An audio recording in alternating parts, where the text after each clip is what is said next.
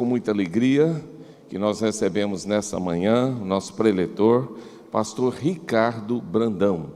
Ele é psicólogo também, é membro da IEBL, Igreja Evangélica Batista de Linhares. Ele tem 3 filhos, está acompanhado pela esposa. Eu vou pedir para ela ficar em pé, que é a Meiriele. Nós temos a alegria em receber o casal aqui conosco. Louvamos a Deus pela sua vida, muito obrigado. Pastor Ricardo já esteve aqui em nossa igreja 4 vezes. Essa é a 5ª, isso quer dizer que ele é muito querido nosso, não é? É um amigo, um precioso servo do Senhor. Ele é especializado em terapia de casal. E ele vai estar trabalhando hoje o tema de relacionamentos saudáveis e duradouros. Nós louvamos a Deus pela sua vida. Estenda a mão para cá, vamos orar por ele agora, para que o Espírito Santo de Deus o use poderosamente. Pai, aqui está o teu filho, teu servo, separado para esta obra. Peço que a bênção do Senhor esteja sobre ele, e sua boca agora seja aguçada pelo teu Espírito, sua mente também, e que ele possa nos transmitir tudo quanto o Senhor lhe ordenou em seu coração. Eu oro agradecido em nome de Jesus. Amém. Obrigado. Tá, você me dá um pouco. Te dou. Aleluia, bom dia, gente. Que alegria poder estar aqui novamente, rever meus amigos, pastor Evaldo, irmão Sulei. Então, essa aí é a minha família. Sou casado com essa gatona aqui, minha adorável esposa há 26 anos. Com ela eu tenho 3 filhos, um já casado, o Ricardo, né? Então ali aparece o Ricardo, a minha nora, a Emily, o Tiago e a minha princesinha Bruna. Só está faltando essa foto Paçoca, que é o agregado lá em casa, que é o gatinho, que tem status de filho lá, né? Quem tem animais de estimação sabe a importância, como que é valoroso. Bem, gente, que tema pertinente, né? Relacionamentos saudáveis. A Bíblia é um livro de regras? Não. A Bíblia é um livro de relacionamentos. Jesus resumiu toda a Bíblia, toda a lei, todos os mandamentos em 2. Se relacione com Deus em amor, e que esse relacionamento seja saudável e duradouro, e se relacione com o próximo em amor, e que seja duradouro e saudável quando possível, né? E eu também sou psicólogo, né? Atendo lá, estava falando com o Evaldo, 99% dos meus pacientes são casais, eu atendo na maioria casais, e percebo, assim, ao longo desses anos, diversos motivos diferentes que causam conflitos e fazem com que os relacionamentos sejam tóxicos em vez de saudáveis e efêmeros, passageiros, do que em vez de duradouros. E percebi que, não obstante quaisquer que sejam o motivo do conflito, a única forma de se resolver os conflitos conjugais, para que possamos possibilitar um novo ciclo, um novo recomeço no relacionamento, é por meio de uma comunicação assertiva. Há casais e há famílias e parentes que discutem, que brigam, que se ferem, por exemplo, por causa de finanças. Há um fenômeno denominado infidelidade financeira, onde um dos cônjuges ou dos parceiros omitem ou mentem mesmo sobre um dado financeiro, ou quanto ganham, um investimento que tem, né? Compram e não compartilham com o outro, tomam uma decisão financeira sem ouvir antes a opinião do outro. O desacordo financeiro nós denominamos como traição financeira. Isso causa muito conflito conjugal, inclusive divórcio é o 2º maior motivo de divórcio no Brasil.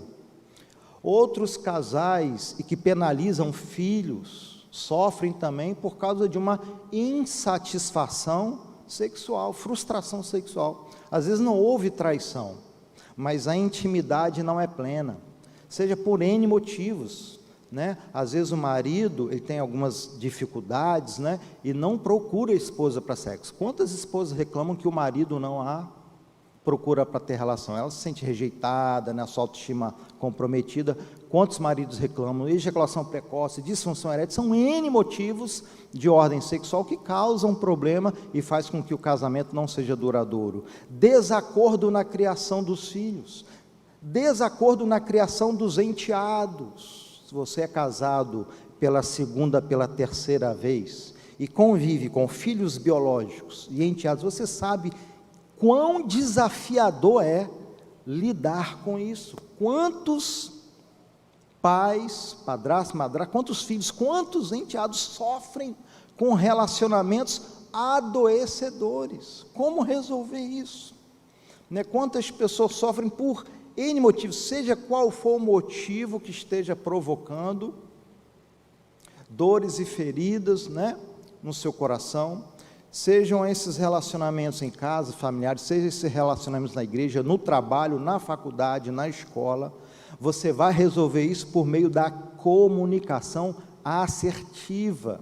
E aí eu quero apresentar aqui 12 dicas, essas 12 dicas aí valem um para cada mês, né? Ah, Ricardo, então é definitivo, só 12 dicas? Lógico que não, né, gente? Tem muito mais princípios aí, passo a passo, concreto, para a gente ter uma boa comunicação assertiva. Mas, didaticamente, também em função do tempo, eu vou apresentar apenas 12, passo a passo, para você conseguir manter um relacionamento duradouro. Não é para você conseguir não errar, porque isso é impossível, né? É idealizar, querer viver uma relação com outro, seja na faculdade, no trabalho, na igreja, no casamento, com o filho, né? Com um pai que já tem 70 anos e você tem 50 e 40. É impossível idealizar uma relação onde não haja conflito. O negócio é, e quando se instalar um conflito? E quando o outro errar? E quando eu errar? O que fazer? Vamos romper? Vamos separar? Vamos ver o que a palavra de Deus nos orienta. Bem, a primeira dica aqui é: seja inteligente. Na época do Antigo Testamento se instalou um seríssimo conflito conjugal entre o marido, que era ninguém mais, ninguém menos Assuero, autoridade máxima no reinado, e em uma época em que a mulher era destituída dos seus direitos, não existia direito de mulher, mulher era considerada como objeto. Esté, a esposa, ela foi inteligente para resolver um conflito conjugal, porque o marido dela queria matar todos os parentes dela, ela inclusive, porque ela era judia, ia ser um caos. Já havia se instalado um caso de pânico, porque foi decretado o assassinato de todos os judeus para serem confiscados seus bens. Como é que Esté conseguiu resolver isso? Esté capítulo 5, versículo 3 e 4 diz: o rei perguntou: Esté, qual é o seu pedido? Mesmo que seja metade do meu reino lhe será dado. O que ela respondeu, aquela esposa sábia e inteligente? Se for do agrado do rei, venha com Amã a um banquete que eu lhe preparei. E aí foi no banquete. De novo o marido perguntou: Esté, qual o problema? O que você quer, metade do meu reino? Quem lembra aí qual foi a primeira resposta de Esté? Já estava no banquete. Venha no banquete amanhã, no segundo banquete. Ser inteligente no sentido de inteligência emocional. Daniel Goleman escreveu, né, um livro com o título Inteligência Emocional, apresentando alguns princípios para que as pessoas pudessem se dar bem, galgar passos maiores ainda nas corporações, nas empresas, utilizando a inteligência emocional. Mas nós podemos aplicar esses princípios em todas as nossas relações humanas. E olha que esse princípio Esté já praticava, lá no Antigo Testamento. Ela estava se sentindo ameaçada, gente. O rei, o marido dela, ia matar todo mundo por causa do vil metal, por causa de dinheiro. Como é que ela fez? Quando o rei, o marido dela, chegou na sala do trono, falou: pode pedir o que você quiser, ela abriu o bocão e deu uma voadora no peito do marido. que você é um marido materialista, você é um marido sanguinário, você só pensa no dinheiro, por causa do trabalho, do dinheiro, você é capaz de passar por cima dos outros. Ela fez isso, gente? Olha, primeira dica para você conseguir reatar, reconciliar, reconstruir um relacionamento hora rompido: não vá conversar, dialogar ou desabafar com o outro sob o domínio do ódio, sob o domínio da mágoa, sob o domínio da ira. Você pode até irar, mas não pode pecar. Como é que você peca? Na hora de você falar, você ofender, você destratar o outro. Esther não foi assim. Se você quer e deseja ter um relacionamento duradouro e saudável, você tem que saber expressar as suas insatisfações. Você tem que saber como expressar a sua indignação. Não é para você ficar calado. Tem gente que fala assim, né? Vários vídeos, né, cômicos aí na internet, no TikTok, né, no Instagram. Dica para viver um casamento duradouro com seu cônjuge. Aí aparece o sujeito lá calado. Tem um vídeo que quando a mulher vai falar, o cara liga o liquidificador, um barulhão, né, não ouve nada. Não é se calar. Você não precisa se anular. É possível eu ser autêntico, sincero e verdadeiro, falar do que eu não gosto, do que eu gosto, falar daquilo que me feriu, daquilo que me fere, falar daquilo que o outro faz que eu me sinto desrespeitado, seja no trabalho, na igreja, na relação entre líder e liderado. É possível ser autêntico e não transformar isso num caos ainda maior, não agravar um relacionamento, a hora que já se iniciou, estremecido. Não, é possível sim, você ser autêntico, verdadeiro. Basta você seguir esse primeiro princípio. Você tem que ir com a pessoa para falar com autocontrole emocional. Se você não estiver bem para falar, meu irmão, minha irmã, nem inaugure esse diálogo. Espere para outro dia.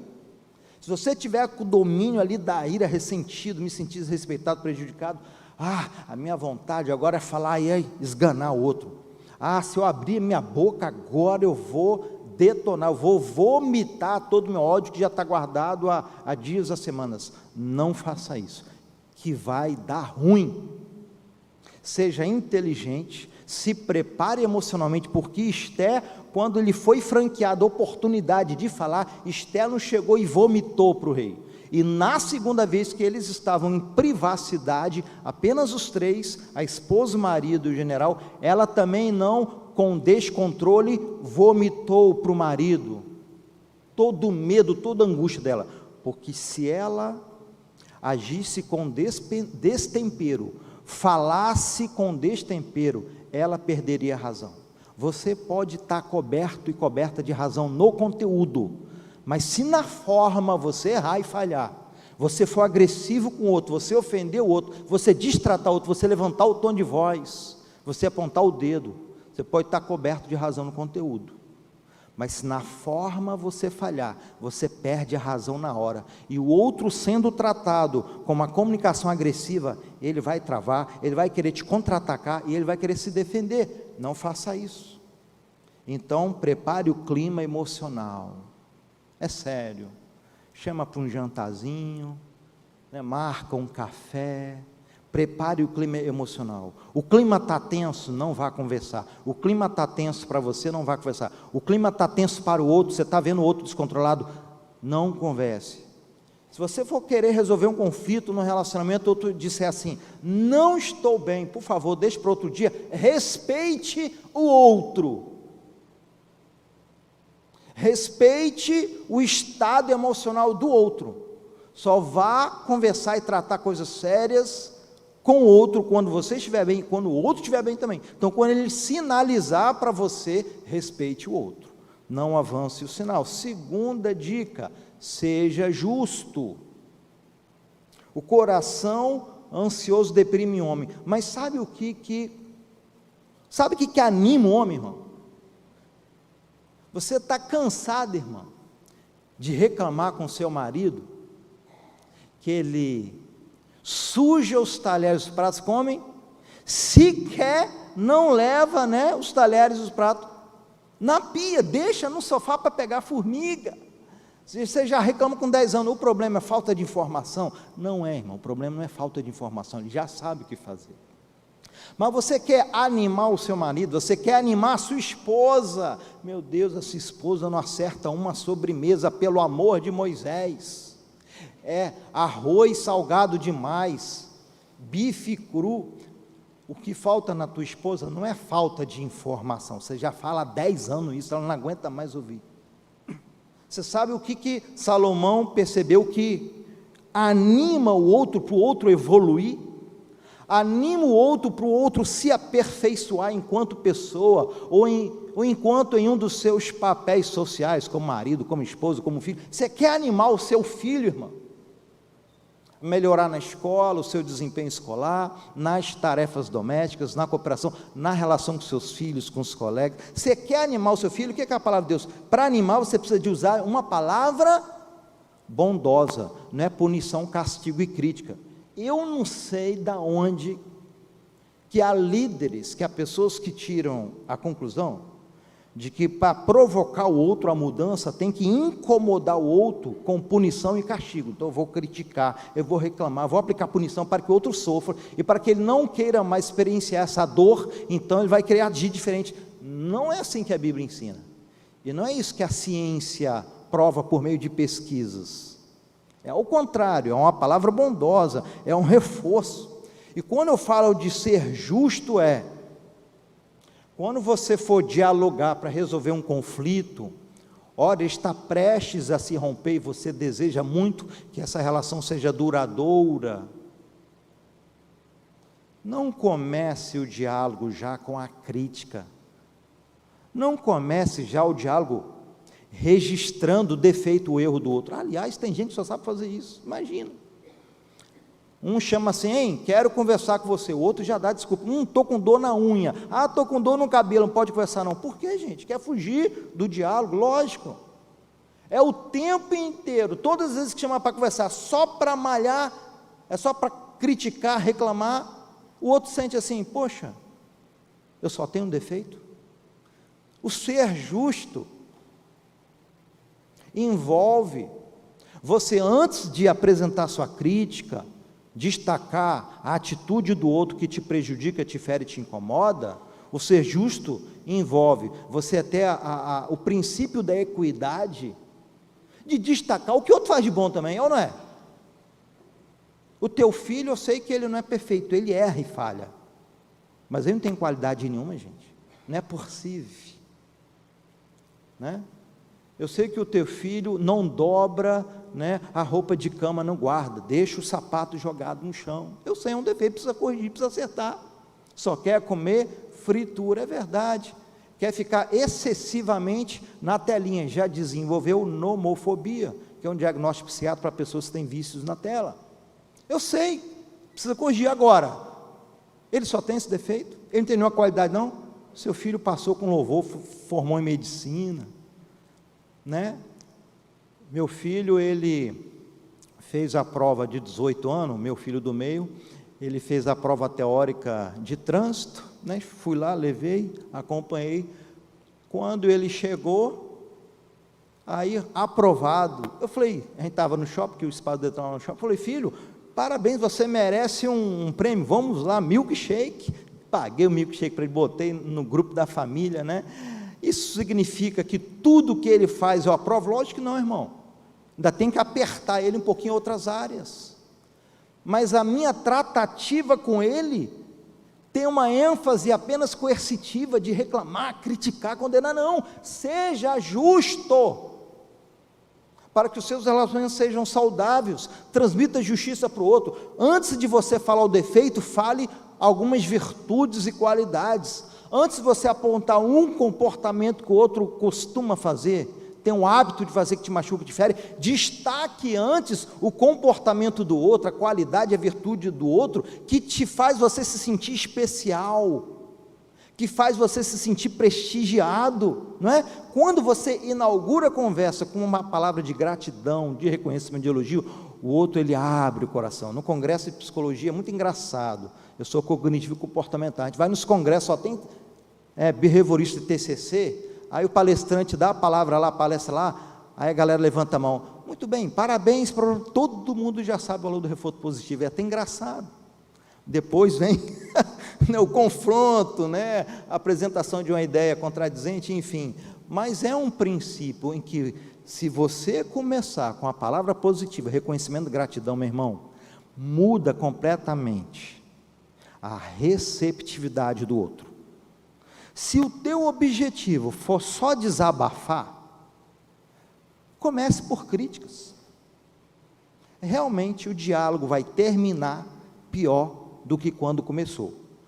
Mas se o teu objetivo for lograr êxito, para que o outro acolha a sua demanda, para que aumente a receptividade, não é uma garantia total, né? Mas pelo menos que aumente a chance da receptividade do que o outro, né, para ele te ouvir. Então, seja justo. E comece falando da qualidade da virtude, reconhecendo e agradecendo. Muito bem. Terceira dica aí no seu diálogo, de como conversar e tratar com o seu companheiro. Seja responsável.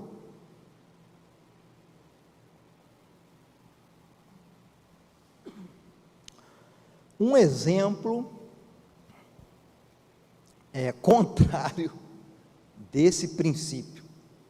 Um exemplo trágico que aconteceu no primeiro casamento do maior rei de Israel.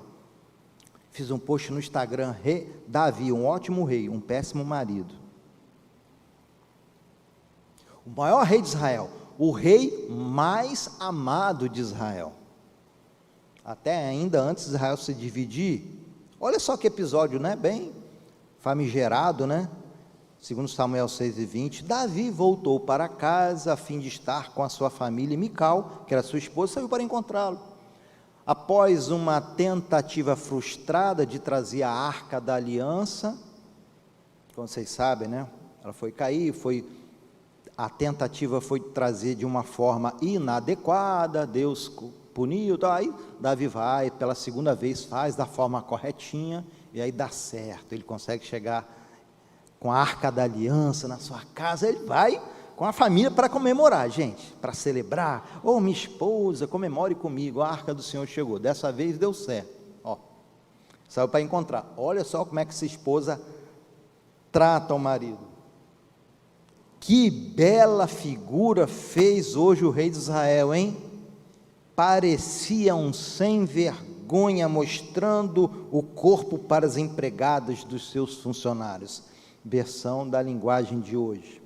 Não mostrando o corpo nu, né? Naquela época, só de se levantar a túnica e mostrar a roupa de baixo já era uma vergonha. Ele estava, obviamente, com 2 vestimentas, mas quando ele dançava, mostrava a roupa de baixo. Naquela época era, talvez, um pouco de constrangimento. Olha, gente, a esposa, ela já chega atacando, a esposa já chega acusando, criticando, e usando aqui, né, um pronome oculto, né, o você. Você é um sem vergonha. Terceira dica: seja responsável, fale por você e não pelo outro. Assuma suas afetações, fale dos seus sentimentos como você sentiu, não fique julgando e acusando o outro. Comece a frase com eu e não com você. Quando você diz você não me ama, você me desrespeita, você é desorganizada, você não é pontual, você é imprudente, você é negligente. Quando você inicia frases com você, caracteristicamente essas frases são acusativas, são de julgamento, você fere e magoa o outro também se sente injustiçado com esse rótulo que você cola no outro, baseado em um episódio, generalizando tudo o que ele faz. Então, quando você for falar do outro, com Mical, não faça isso com Mical, não faça com Mical. Como que Mical poderia se expressar mais adequadamente com o seu marido? Ela podia dizer: olha, meu bem, eu me senti envergonhada, eu me senti constrangida, e não dizer, você é um sem vergonha, você é isso, você é aquilo, você está julgando o outro. Eu te pergunto, Davi estava sendo um sem vergonha?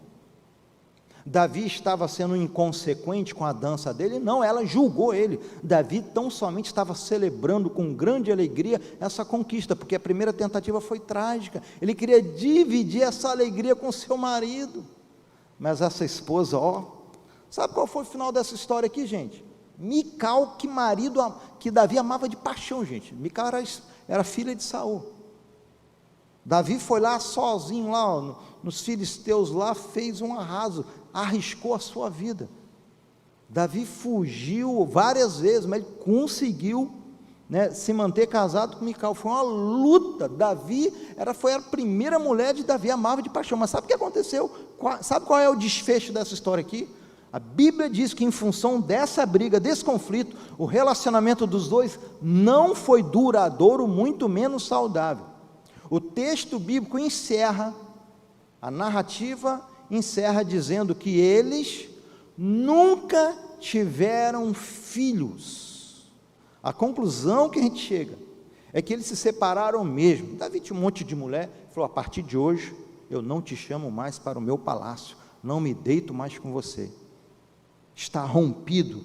Nem Davi teve a habilidade de ter uma comunicação assertiva.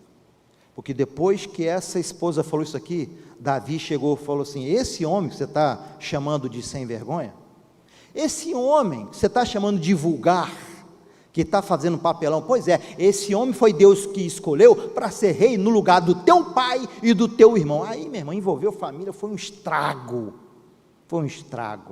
né? Como Davi poderia ter falado, eu me senti desrespeitado com a sua palavra, minha esposa, eu me senti ofendido com a sua palavra, com a sua colocação, minha esposa. Mas não, o que Davi fez? Ele se sentiu desrespeitado, atacado, e ele foi contra-atacando a esposa.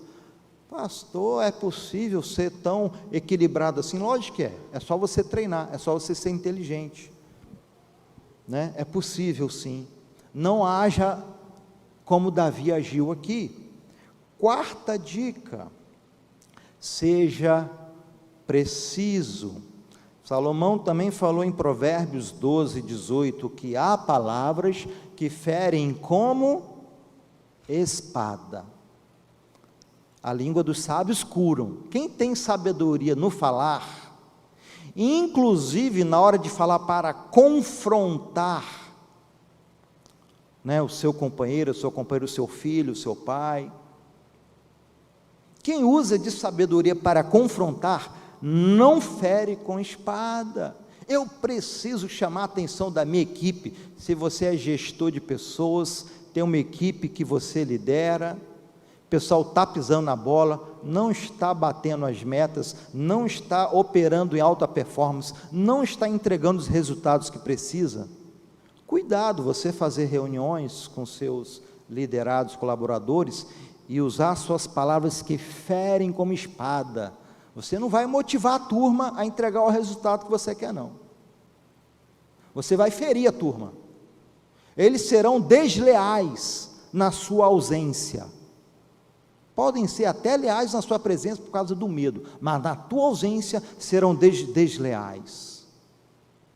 Você quer usar a palavra que cura ou que fere como espada? Você tem um relacionamento com potencial de ser duradouro e saudável, mas você também não pode se calar, você também não pode silenciar diante de uma atitude do outro, diante de um comportamento do outro que te desrespeita, que te fere, que denigre a sua imagem, que te magoa. Você tem que falar, né? Você tem que reivindicar os seus direitos, mas você tem que saber usar suas palavras com sabedoria. E aí vale uma outra dica, seja preciso, ou seja, não critique a pessoa generalizando, critique o comportamento. O que eu recomendo lá com os casais? Imaginem, a esposa combinou com o marido no aniversário de casamento, dele chegar mais cedo às 8 horas da noite, chegar mais cedo do trabalho, porque ele só chega às 10 horas da noite. Atendo alguns casais pelo Brasil, alguns ali em São Paulo, e 1 hora do trabalho em casa é cedo, está ótimo, 1 hora de trajeto é maravilha, é o caso do trânsito. Então, atendo um pessoal lá que chega às vezes 10 horas, eu faço consulta 11 horas da noite, para essa turma chegar. Então, imagine na data do aniversário do casamento, não, eu vou me comprometer, eu vou chegar 8 horas mais cedo, para a gente poder sair e fazer aquele jantarzinho romântico. E aí ele chega 21 horas, já derreteu, irmã, toda a sua maquiagem. E aí como se comportar, como falar? Ah, você não me valoriza, você não me ama, você coloca em primeiro lugar o seu trabalho. Ou seja, quando você usa você, fazendo alusão também à dica anterior, você coloca um rótulo no ser da pessoa, você coloca um rótulo, e você atinge em cheio a identidade, a autoimagem do outro. Você é um desleixado, um imprudente, um desorganizado, você me coloca em segundo, em terceiro e último plano. Às vezes eu vou querer ajudar o casal, né? Então a senhora se sente em segundo plano. Segundo plano não, me sinto em último. Como se expressar de uma forma que não fira como espada? Você não precisa se calar, você não precisa dormir amargurada, não, eu tenho que calar, eu tenho que parar de falar, para não arrumar confusão. Um relacionamento duradouro só é possível quando um se cala. Não silencie diante da dor, mas você não precisa desrespeitar e ser agressivo um com o outro. Quando você for se expressar, foque no comportamento. Meu bem, aplicando o princípio anterior da dica 3, seja responsável. Eu me senti menosprezada, porque você não me ama, porque você me colocou em último lugar. Não, eu me senti desprezada. Aí você vai descrever o comportamento. Por que eu me senti desprezada, menosprezada? Por que eu me senti preterida? Porque nós combinamos você chegar 20 horas e você chegou 21 horas, e não é a primeira vez que isso acontece. Quando você for falar do outro, irmão, descreva o comportamento, pelo amor de Moisés. Se você deferir palavras contra a identidade, o outro vai se inflamar, o outro vai se ferir, o outro vai se magoar e ele vai te contra-atacar. Quando você chegar na igreja, o irmão no ensaio, numa reunião de ministério, chegou 30 minutos atrasado na reunião, não diga você é um atrasado, você é um irresponsável. Você está generalizando, atacando a identidade. Descreva o comportamento. Olha, fulano, eu me senti desrespeitado, eu pelo grupo, porque nós chegamos pontualmente e você chegou mais uma vez 30 minutos atrasados. Descreva o comportamento, aponte o comportamento e não destrua a identidade do outro. Quinto princípio: seja profundo nas suas palavras. Muitas pessoas reclamam que elas falam, elas fazem pedidos e o outro não atende. Sabe por que às vezes o outro não atende? Sabe por que às vezes o outro não muda? Porque ele não tem noção da magnitude, do peso, do que é importante para você. Quando você faz um pedido e você se limita apenas ao pedido, poxa, eu gostaria de ter um cachorrinho, eu gostaria que você trocasse o colchão lá de casa, que já está velho, já tem 5 anos, já fazendo buraco, fazendo separação entre mim e ti no buraco do colchão. Gostaria que você, quando meramente você faz um pedido, gostaria que você tirasse, nosso filho já tem 7 anos, que esse menino dorme no nosso quarto de casal, aqui não aguento mais. Quando você só faz um pedido, acredite, ainda assim você está sendo superficial. Seja profundo nas suas palavras, revelando, além do seu pedido, as motivações, as intenções, os sentimentos, as implicações envolvidos no seu pedido. Quando Jesus pediu à turma para orar com ele, Pedro, Tiago, João, ele só se restringiu ao pedido: "Hein, ora por mim, fica aqui comigo para orar, para velar comigo". Ele se limitou ao pedido? Não, irmão, ele aprofundou. Ele falou do sentimento dele. Você sabe por que eu estou pedindo para vocês orarem comigo? Eu não estou fazendo só um pedido, eu vou mostrar para vocês aqui a importância que é para mim, vocês ficarem aqui comigo, porque nesse momento a minha alma está profundamente triste, uma tristeza mortal, por isso eu faço esse pedido. Aí sim, aí os discípulos puderam compreender a magnitude da importância que era orar, estar com Jesus. Parece que não funcionou muito bem não, que a galera dormiu do mesmo jeito, mas aí o problema não foi no pedido de Jesus, o problema foi no outro também. Então, querido e querida, quando você for fazer um pedido, por favor, pare de fumar, por favor, não beba mais, por favor, chegue mais cedo em casa, por favor, não estoure o limite do cartão. Ô meu bem, eu já te dei um limite de 20 mil reais para você ir no salão, ir na estética, fazer a unha em manutenção de gel, comprar um vestido para vir para o culto. Por favor, não extrapole mais o limite do cartão. Quando você for falar, fale dos seus sentimentos, fale como você se sente. Em vez de você falar para o seu marido: por favor, não assista mais pornografia, por favor, vá no médico, resolver esse problema da sua ejaculação precoce, ou da sua disfunção erétil, por favor. Não apenas fale como você se sente. Quando você olha essas porcariadas na internet, eu me sinto um lixo, eu me sinto uma mulher feia, indesejada, isso destrói minha autoestima. Fale como você sente, aprofunde a sua expressão. Estão entendendo? Depois do intervalo, falaremos sobre as outras 7 dicas de uma comunicação assertiva.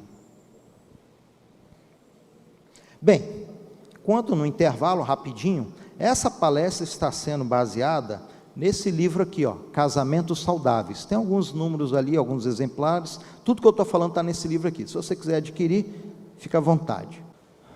Muito bem, então vamos ao 6º princípio, para que você consiga ter um diálogo infalível, que não falha.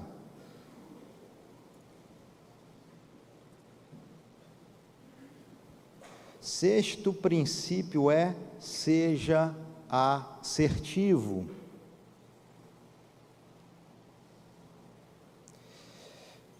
Paulo, falando de relacionamentos, interessante, o livro de Efésios é considerado pelos teólogos o livro mais espiritual de todas as cartas de Paulo, o livro mais teologicamente profundo.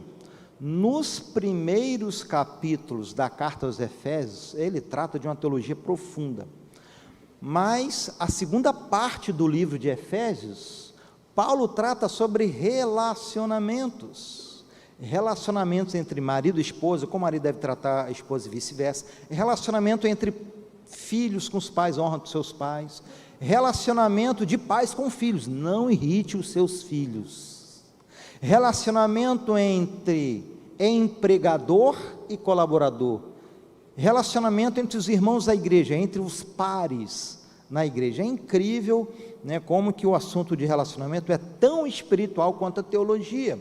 E aí no capítulo 4 desse livro de Efésios, Paulo ele recomenda: olha, você vai conversar com alguém, você vai dialogar com alguém, você vai confrontar alguém sobre algo pertinente, necessário e indispensável, que o outro tem que ser confrontado, mas quando você for fazer, faça como? Só os homens. Conseguem ler para mim? Vamos lá?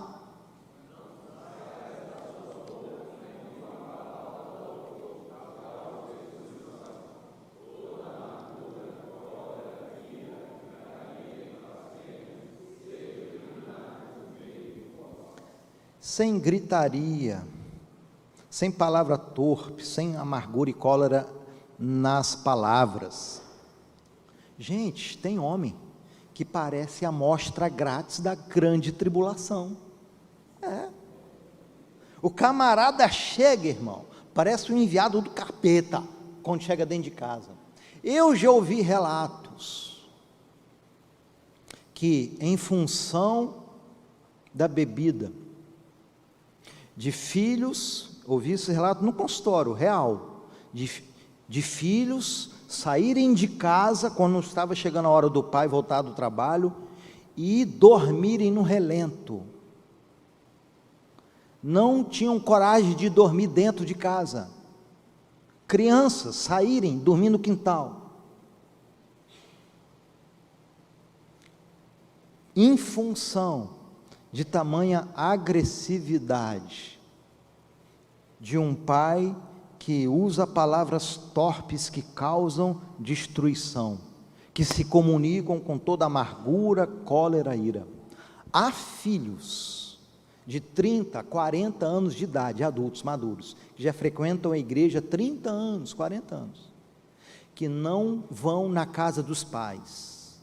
Os pais têm 60 anos, os pais têm 70 anos, mas esses filhos feridos e magoados, pela forma que os pais os tratavam, se sentem incapacitados de ter uma proximidade afetiva,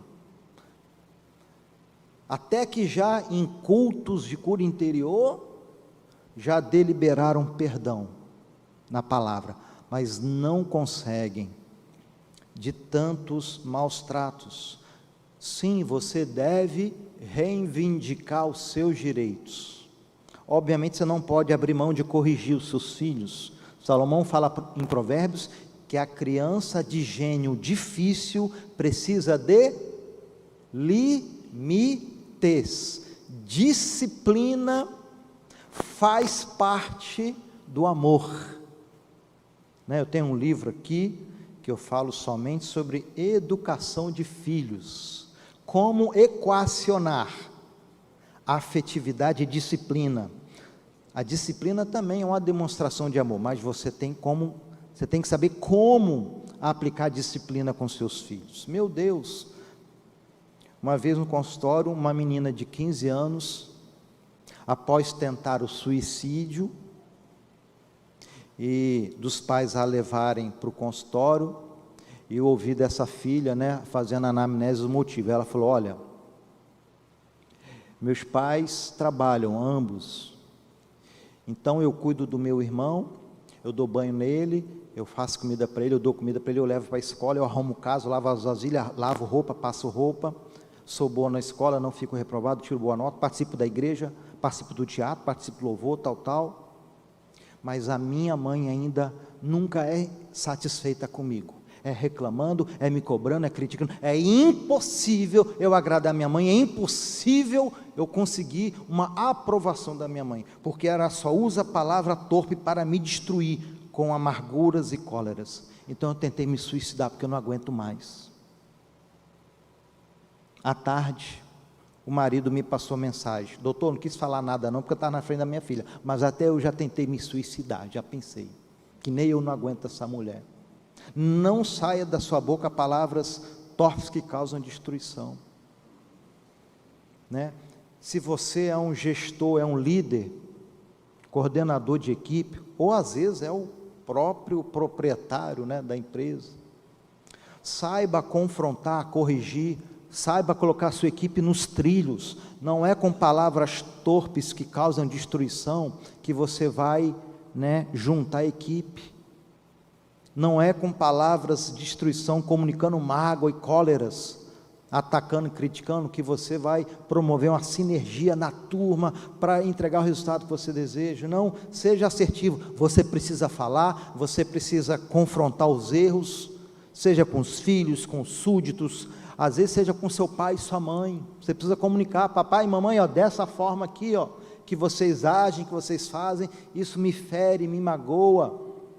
me sinto incompreendido, que fale, mas que seja assertivo. Você não precisa desrespeitar o seu pai e a sua mãe, falando, você é antigo, você não entende nada, você não é da minha época, sou mais sábio que você. Se você fosse mais sábio que seu pai e sua mãe, você saberia tratá-lo melhor. Quem diz que é mais sábio, que tem inteligência emocional, deve ter mais maturidade, mais sabedoria, mais autocontrole, mais assertividade para tratar o outro. Ok? Então, seja assertivo, saiba reivindicar os seus direitos, sem violar os direitos alheios. Como é que eu violo o direito alheio? Desrespeitando, magoando. Seja prudente. Eita! Quantos erros nós cometemos por causa da imprudência, irmãos? O segundo capítulo deste livro, Casamentos Saudáveis, eu falo isso também nesse livro, Curados pela Graça. Quanto adoecimento, quanto sofrimento, que desencadeia depressão, ansiedade, fruto de, tecnicamente falando da TCC, erros cognitivos, erros de interpretação. A TCC categorizou ao menos uns 25 tipos, 25 categorias de erros de julgamento, erros de interpretação. Você faz a leitura de uma pessoa, de um evento, de um comportamento e interpreta, e julga, né? A Gestalt fala das percepções, não se limite às partes, enxergue o todo. Quantos erros, porque nós olhamos apenas as partes, não avaliamos o todo. E esses erros de interpretação fazem a gente julgar o outro, ferir o outro, magoar o outro, com julgamentos inadequados, indevidos. O apóstolo Paulo faz uma advertência aqui, gente, que tem assim uma profundidade, que tem assim uma importância tão ampla, você não tem noção, vocês não estão entendendo o que Paulo está falando aqui. Olha a preciosidade, antes ainda de Aaron Beck ter desenvolvido a terapia cognitiva dele, falando dos erros de interpretação. A Bíblia, na época de Cristo, olha só o que Paulo fala, ele adverte contra a frequência desses erros cognitivos, erros de interpretação, nos enganarem. Paulo fala, gente, tudo que for verdadeiro. Por que tudo que for verdadeiro? Porque tem muita coisa que é mentira, e que isso está ocupando o pensamento de vocês. Você acabou de ouvir, no trabalho, hoje à tarde, que uma colega, com uma esposa de um colega seu de trabalho, depois que entrou na faculdade, se engraçou com um rapaz lá, e traiu o seu colega de trabalho, com o colega da faculdade, ou o professor da faculdade. Você acabou de ouvir, que após a esposa do seu colega entrar na academia, com 3 meses, traiu o seu colega de trabalho com o seu personal trainer. E a sua esposa chega, meu bem, estou pensando em entrar na academia para cuidar da minha saúde. E aí há um erro cognitivo denominado hipergeneralização, você generaliza. Opa, o que aconteceu com a esposa daquele meu amigo vai acontecer com a minha esposa. Você generaliza, de forma totalmente irracional, sem levar em consideração a diferença dos contextos. É diferente o contexto, irmão. A tua mulher é uma, a mulher do cara é outra, mas o cérebro, de tão irracional que é, e aí Freud fala muito disso, né? Que nós, de racional, nós temos muito pouco, né, irmãos? Mas muito pouco. Como somos vencidos, enganados e cegados. Nosso cérebro irracional seleciona apenas uma similaridade, é tudo igual, é esposa. E entrou na faculdade, toda mulher que entrar na faculdade vai trair o marido, toda mulher que entrar na academia com o personal vai trair o marido. Olha o que o nosso cérebro limitado, reducionista faz, e julga, e condena. Atendi um casal em um estado, em que ele era 25 anos mais velho que a esposa era nova, ele era vice-prefeito da cidade, E aí ela fazia academia, e ela aumentou mais um dia, né, com personal. Qual foi a interpretação dele? 25, 30 anos mais velho. Essa minha esposa mais novinha quer ficar mais tempo com o personal. Ela está assim, engraçando com aquele personal. Olha o julgamento. Seja prudente, faça perguntas antes de julgar.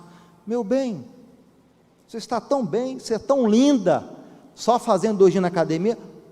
Qual é a razão de você querer acrescentar um dia? Cuidado, irmão. Tudo que for verdadeiro, nobre, correto, tudo que for puro, você está pensando besteira. Tudo que for amável. Você sabe como que Satanás causa destruição em nós, na nossa saúde mental e nas nossas relações, irmãos? Satanás é o pai e Paulo falou, tudo que for verdade. Você tem que ocupar a tua mente, as suas interpretações, seus julgamentos têm que serem verdadeiros, mas Satanás apronta, irmão, aproveita a nossa irracionalidade, nossa ingenuidade, nossa antecipação e precipitação. Satanás aproveita isso como pai da mentira. Ele faz o quê? Lança dardos de mentira aqui, ó. Tua mulher vai te trair, quer ir para a academia, quer te trair, meu irmão. Quer ir na faculdade, assim que terminar a faculdade vai te largar.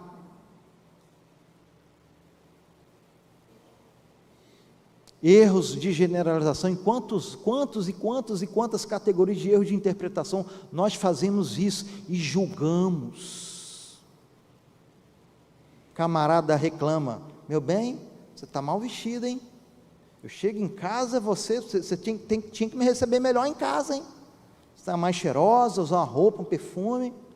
A mulher vai lá, compra roupa, irmão. Bota roupa nova, cheirosa, hein? Por que você está se arrumando assim? Por que você está cheirosa assim? Por que você comprou uma roupa nova? Você está querendo se mostrar para alguém? Vai entender, irmão.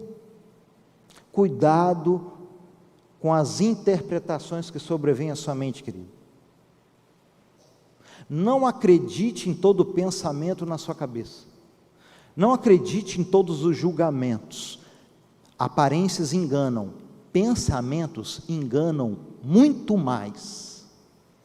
Então, confira antes de julgar, de uma forma educada e respeitosa, e não investigativa e acusativa. Faça perguntas. Meu bem, por que você chegou atrasado? Nossa, meu bem, comprou uma roupa nova? Meu bem, por que você quer aumentar mais um dia lá na academia com o personal? Faça perguntas. Meu bem, por que você chegou, né? Meu bem, que valor isso aqui no cartão? A mais aqui, fora do nosso orçamento. Faça perguntas ao invés de julgamentos. Você vai evitar muito conflito, muita briga. Seja educado, irmão, pelo amor de Moisés. Se a gente praticar isso aqui, ó, nós vamos diminuir a metade das confusões do diálogo. Você sabe por que muitos casais, muitos pais e filhos, muitos amigos não conseguem conversar, dialogar, chegar até o final, chegarem até um acordo final? Você sabe por quê? Porque um interrompe o outro. E Tiago, ele adverte, gente, sejam todos prontos para... Tem gente que não aguenta ouvir mesmo. A pessoa começa a falar. Imagina, o colaborador está falando, o patrão está ouvindo, o colaborador falou alguma coisinha que o patrão discorda, não, mas não é assim, e já interrompe. A gente faz ou não faz isso com os filhos? Pai, mãe, começa a fazer o pedido, de cara o pai, a mãe discorda, e já interrompe o filho. Isso é desrespeito, isso é desconsideração. Você interromper, é uma questão básica, né? É uma questão básica da ética, do tratar o outro com a devida consideração, é ouvir até o final. Sejam todos prontos para ouvir. tardios. Ouça primeiro para depois falar. Gente, pastor, isso eu já sei, esse versículo aqui já sei até decorado, mas vamos praticar. Né? E o que acontece quando alguém começa a falar e você interrompe?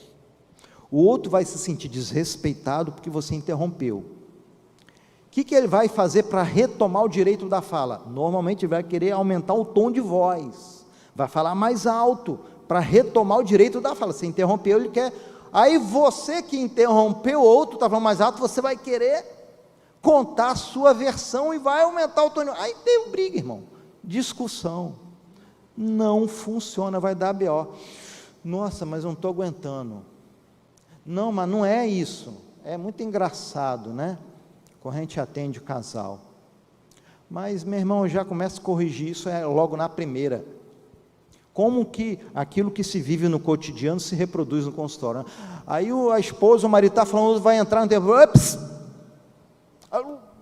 toma um susto, né, não, calma aí, deixa o outro concluir, mas eu não concordo, vai chegar a tua vez, ninguém vai sair correndo aqui não, depois de terminar de falar, vai te ouvir, espera, mas eu não concordo, mas não é bem assim, só contou uma parte do contexto, a outra parte não contou, ei, espera, vai chegar a sua vez, o outro vai continuar a falar, você vai perguntar, meu bem, concluiu, meu filho, concluiu? Às vezes, você faz um pré-julgamento, um preconceito, porque o outro apenas contou uma parte, você interrompe, às vezes a segunda, ou as outras partes que ele iria contar e falar para você, iria complementar e dar sentido ao que ele começou a falar na introdução, mas você não deixa, interrompe e estraga tudo. Quer ter um diálogo que funciona? Você quer ter a capacidade de renovar a aliança dos seus relacionamentos com seu melhor amigo, com a sua melhor amiga, com seu primo, com seu cônjuge? Quer ter essa capacidade da reconciliação, e que esse relacionamento seja duradouro e saudável? Não interrompa o outro enquanto o outro está falando, ainda que você discorde, espere a sua vez de falar, amém? Lembre desse texto bíblico tão precioso, a gente lê a Bíblia, né, irmãos? A gente assim, não faz as reverberações necessárias do texto bíblico para os nossos relacionamentos. A gente tem que fazer essas repercussões do que significa o texto bíblico. Nona dica, seja organizado. Um outro princípio importante aí, para que a gente consiga chegar a um acordo e resolver um conflito. Trate um assunto de cada vez. Tem gente que mistura os assuntos no mesmo diálogo, irmão. Não dá certo. Efésios 4:25 fala, abandone mentira, fale cada um a verdade com o seu próximo. Mas ei, você não precisa falar toda a verdade numa conversa só. Não tem aquela brincadeira que o pessoal faz, né? E Deus falou para Adão multiplicar, né? Vai lá, junta a sua mulher Eva, multiplica, enche a terra. Meu filho, não é para você fazer isso sozinho não, você sozinho querer ter 50 filhos não, meu irmão. Quando você vai tratar com seu cônjuge, você não precisa reclamar das 10 coisas que você tem para reclamar. Ainda bem que você está me dando atenção, ainda bem que você parou em casa, agora eu vou falar. Aí você vai reclamar do sexo, das finanças, dos filhos, de como que trata o seu filho, porque ele é padrasto, madrasta, vai reclamar do horário, que ele é workaholic, que trabalha demais. Não dá certo isso, gente. Você quer só desabafar? Então misture os assuntos, fale 10 assuntos diferentes. Mas você quer resolver um problema, uma pendência? Eu quero ter filho, ela não quer. Quantos casais, né? Muito comum. Casais se casam pela segunda, terceira vez. Um cônjuge já tem 2, 3 filhos, o outro ainda não tem filho nenhum, o sonho dele é quer ter filho, você já teve 2, 3 filhos, você não quer mais ter filho. Atendi um promotor de justiça em um estado, ele já tinha 3 filhos, casou-se com uma mulher pela segunda vez, ela era doida para ter filho, falou, cara, eu já tenho 3 filhos, meu irmão, já estou aposentando, eu quero curtir, eu quero passear, eu quero viajar, não quero ter filho, chega de pagar pensão. E a mulher doida para ter filho, o sonho dela, não tem filho. Instalou-se um conflito. Vamos resolver. Precisa resolver um único assunto de cada vez. Então, quando você for falar, mas eu tenho outros assuntos também para resolver. Calma. Extingua, vá até o final. Trate o assunto. Queremos ter um filho, você não quer, eu quero. Vamos ver se a gente faz um acordo. Porque aí você vai falar de um assunto do filho, aí o outro vai, não, mas as finanças também, mas também que porque o sexo também, isso não funciona, gente. Não tem como resolver, realmente chegar a um acordo final, falando de vários assuntos ao mesmo tempo. Então, seja organizado. Amanhã, depois de amanhã, você trata o outro assunto. Acabei usando o mesmo texto bíblico, abandone a mentira, cada um fale a verdade com o seu próximo. Seja sincero, olha, às vezes, é a gente que está errado mesmo, não é? Só que como o outro fala de uma forma às vezes tão arrogante, tão violenta, tão agressiva, a gente não quer dar o braço a torcer. Quantas pessoas têm compulsões, escondem por causa do medo da punição, do castigo, o medo de ser incompreendido. Quantas pessoas têm a compulsão financeira?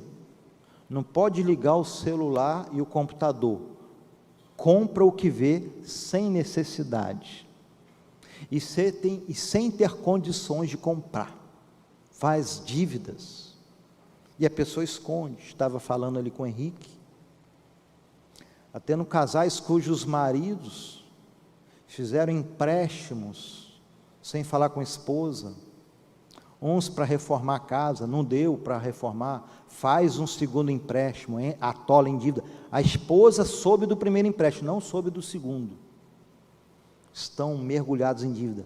O marido cometeu um erro gravíssimo, a esposa não sabe. Maridos que investem na bolsa de valores, eu também invisto. Maridos que investem em criptomoedas, meu Deus, como baixou, até que o Bitcoin deu uma subida de ontem para hoje, 120 mil.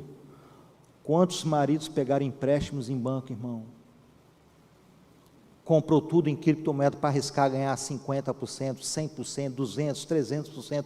Realmente, em algumas criptomoedas, já houve esses aumentos. Muita gente ganhou dinheiro, mas quantas pessoas entraram imprudentemente, inconsequentemente, perderam tudo. O marido está em depressão e não conta a verdade. A esposa fala, vamos comer uma pizza, não podemos. Eu falo, gente, não está batendo as contas, meu marido ganha tanto, eu sei do contra-cheque, como é que não dá para comer pizza? E ele esconde. Quantos maridos não procuram a esposa para ter relação sexual mais? Estou atendendo um caso, que o marido procura a esposa para ter sexo 3 vezes por ano, não é por semana, é por ano. A esposa se sente rejeitada, indesejada. O que está acontecendo? 10, 20 anos depois se descobre que ele tem vício em pornografia e comete traições virtuais. É da igreja, né? Aí não tem coragem de cometer a traição física, mas comete traição virtual. Num diálogo, quando você for confrontado e você estiver de fato errado, seja sincero, assuma os seus erros, fale a verdade. Olha, eu tenho compulsão, eu sou um viciado em pornografia. Você que trabalha, sempre chega atrasado, nunca cumpre as datas, não consegue cumprir os prazos.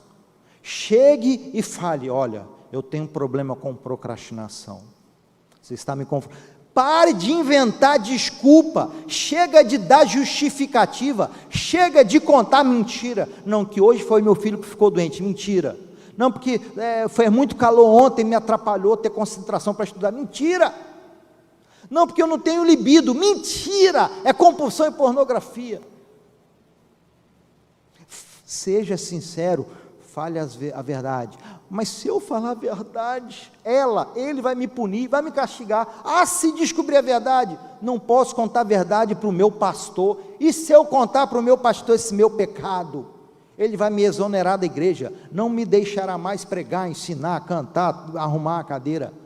fale a verdade e seja sincero, porque Deus resiste aos orgulhosos, mas ao humilde, que fala a verdade e sincero, Deus dá uma segunda chance. Deus, Ele concede graça aos humildes, que falam a verdade, assumem suas limitações, pede perdão e pede ajuda. Peça ajuda.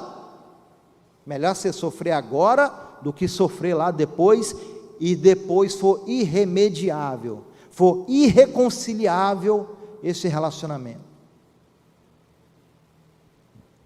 E se houver traição, aproveita e fala toda a verdade agora, porque se o teu cônjuge descobrir mais coisas da traição, é melhor ele sofrer tudo agora. Quantas mentiras inviabilizam um relacionamento duradouro? Quantas vezes a gente ouve, por favor, fale a verdade, porque eu prefiro sofrer.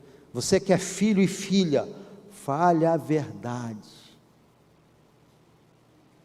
Atendo alguns casais também lá em Ares, pai mandando dinheiro para filho aqui em Vitória, fazendo faculdade, pensando que o menino já está no 8º, 9º período na faculdade, mandando dinheiro, aluguel, tudo, filho no trabalho, faculdade. O menino estava gastando o dinheiro todo dos pais, sem os pais saber, já tinha abandonado a faculdade há muito tempo. Os pais nem para monitorar pela internet, ou quaisquer canais que sejam a vida do filho. Fale a verdade. Estou com um problema com drogas, meu pai e minha mãe, me ajuda. Estou com problema com droga. Estou atendendo um universitário da UFS, e que ele está com sérios problemas, e ele não teve coragem de falar para o pai e para a mãe, e o pai e a mãe levou lá para o consultório, ele me contou toda a verdade. Eu falei, você acha que se você contar essa verdade para o seu pai e sua mãe, que está muito preocupado com você, qual você acha que será a reação deles? Qual seria a pior reação e a melhor das reações? E qual você acha que eles responderão? Você só vai saber se você perguntar e ser sincero e ser honesto. Fale a verdade, seja sincero.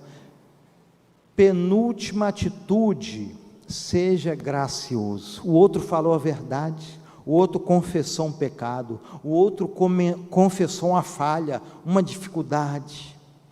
Efésios 4:25, Paulo falando no livro profundamente mais teológico da Bíblia, Paulo falando de relacionamento, hein?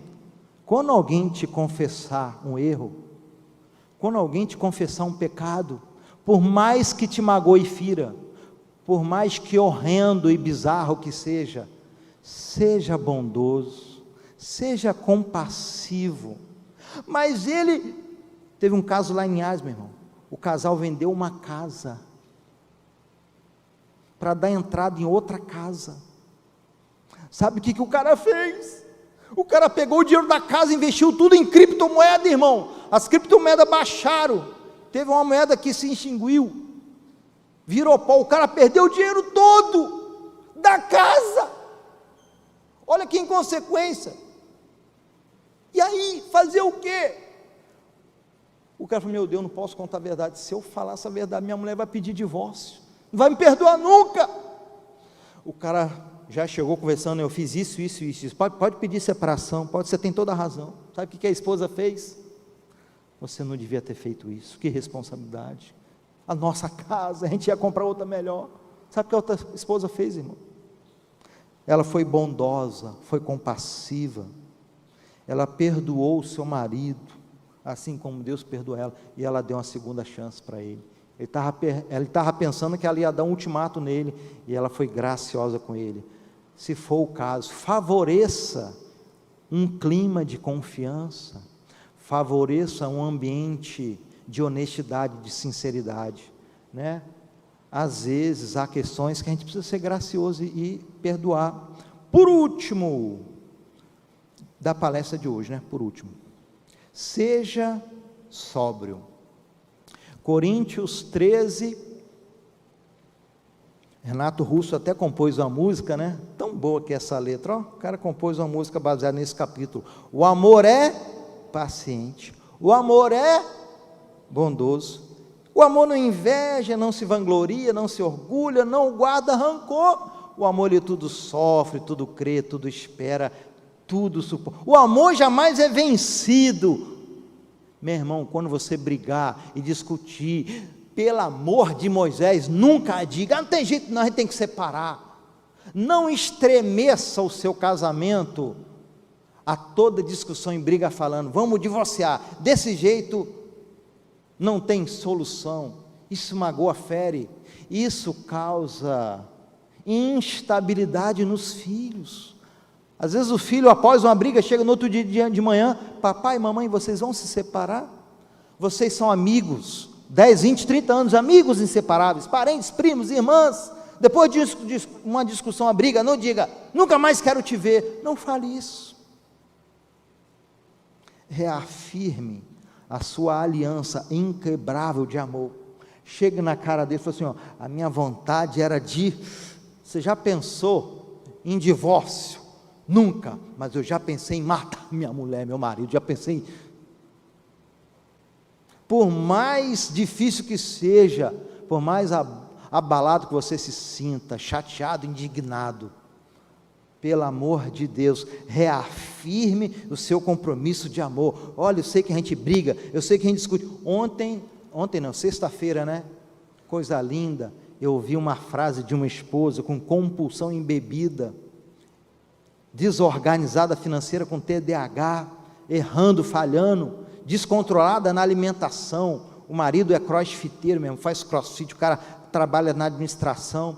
Às vezes pode acontecer o contrário também, né? Mas nesse caso, e a esposa chorando dos erros, em lágrimas, mas ela falou assim, ele sabe que ele é o amor da minha vida. Meu irmão, quase que eu choro na frente deles dois, quase que eu faço esse papelão, me emocionei.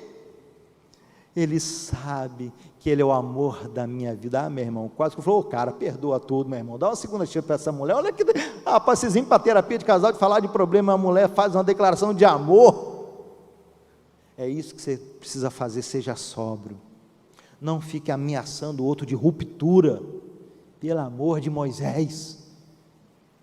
Não fica falando para o teu filho, que você tem guarda compartilhada, e falando para o seu filho, eu vou te devolver para o seu pai, vou te devolver para sua mãe. Não faça isso com o seu filho, reafirme o seu amor. Eu sei que você está me dando trabalho, é uma luta, é uma dificuldade, eu estou passando isso aqui, ó, mas eu não desisto de você, eu quero você sempre ao meu lado, a gente vai dar certo. A gente não conseguiu se entender hoje, aliás, tem 5 anos que a gente não se entende, mas eu não desisto. Amém? Se essas dicas não forem suficientes para você, se você tiver dificuldade em praticá-las, eu sei que é difícil, né, irmão? Só ouvir uma palestra, assimilar tudo, já incluir no seu repertório comportamental e sair acertando. Eu sei que é difícil, às vezes a gente precisa de ajuda profissional. Sou psicólogo em terapia de casal, se você precisar da minha ajuda, pode nos procurar. Açaí também está no nosso Instagram, siga lá. Nesse Instagram eu posto somente conteúdo sobre relacionamento conjugal para ter um casamento saudável, que é o título do meu livro, e ali tem um link na bio, depois quando terminar o culto você pode acessar, que ali eu explico como é que funciona a terapia de casal comigo. Bem, por último agora, né, falando dos meus livros, né, esse material aqui eu escrevi, obviamente com contribuição da Palavra de Deus, em todos os capítulos ele tem textos bíblicos, como esse que eu listei aqui, tem exercícios para você, né, responder, na verdade até um material didático de um curso, assim como tem um curso Casados para Sempre, esse aqui também é um curso Casamentos Saudáveis, e pelo menos parte dos instrumentos que eu aplico na terapia de casal, eu botei nesse livro aqui, é fabuloso, se utilizar em curso também na sua vida, vale a pena você ler com seu cônjuge. Se você tem filhos até 17 anos, está aqui um ótimo guia de como educar filhos, baseado nas Escrituras Sagradas, que tem muitos princípios, né, de educação de filhos, e também baseado na psicologia cognitiva comportamental. É um material ótimo sobre como criar filhos sem estresse. Curados pela Graça, também é um material que eu escrevi, aqui eu trato um capítulo sobre como superar rejeição, ira, culpa, autoestima negativa, medo, ansiedade, depressão e estresse. Eu faço menção de alguns personagens bíblicos que passaram por esses episódios de sofrimento, como é que eles conseguiram vencer, e trago aqui contribuições também. da palavra da psicologia, como é que você pode vencer. Bem, se o teu problema familiar e conjugal pessoal é finanças, isso aqui é um material de quase 300 páginas sobre educação financeira à luz da Bíblia. Usei alguns autores como Gustavo Cerbasi e outros economistas seculares que não são crentes, mas que defendem princípios bíblicos, e também é um livro recheado da palavra de Deus, como se organizar financeiramente. Se o seu problema é esse, você vai crescer muito. E você que sonha em casar ainda tem esse sonho, curso de noivos, um bom presente que você pode dar aos seus filhos. O meu filho tem 26 anos, casou-se o ano passado, eu tive a grata satisfação de celebrar o casamento do meu filho, e ele estudou esse livro aqui, que lá na nossa igreja ninguém casa se não fizer o curso de noivos, é um ótimo material, amém? Deus abençoe, tem alguns exemplares ali, né? Quero agradecer novamente pastor Evaldo pelo convite, que vocês sejam ricamente abençoados nesse ano 2023.